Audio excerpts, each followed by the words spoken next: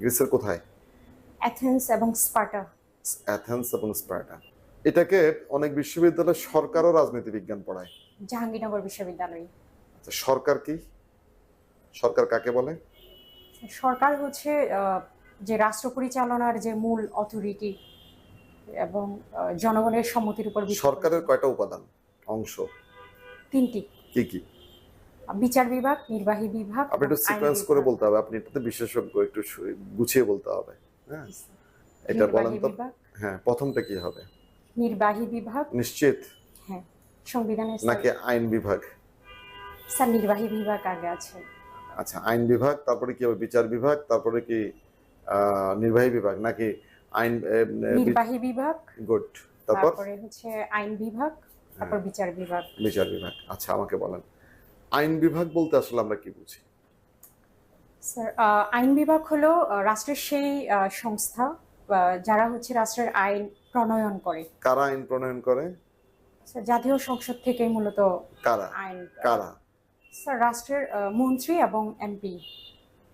না, আমি তো স্পেসিফিকলি বলতে হবে কারা আইন প্রণয়ন করেন। সরকার না? সরকার না মানে বিরোধী দল? স্যার সরকার। সরকার মানে গণতন্ত্র। তাহলে কি গণতন্ত্র কাকে বলে? গণতন্ত্র হচ্ছে সেই ব্যবস্থা যেখানে জনগণের সংখ্যাগরিষ্ঠ শাসন। হ্যাঁ। সংখ্যাগরিষ্ঠ শাসন, গুড।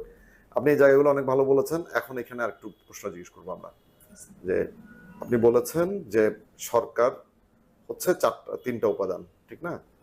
বলেছেন হচ্ছে প্রথম কি বললেন? আইন। নির্বাহী বিভাগ। নির্বাহী বিভাগ। এখন আমাকে একটু নির্বাহী বিভাগের গঠনটা বলেন।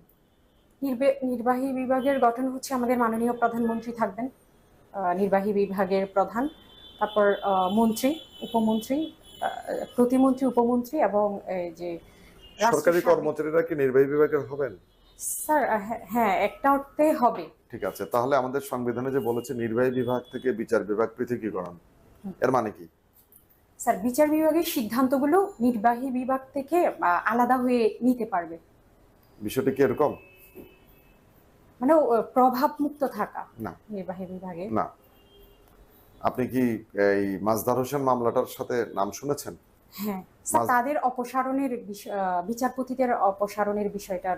রাষ্ট্র বনাম মাজদার হোসেন মামলাটা জানেন না আপনি?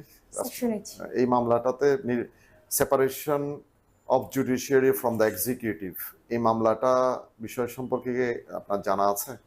স্যার আমি পড়েছিলাম, এখন এটা জানা থাকতে হবে, এটা আপনার বিষয়।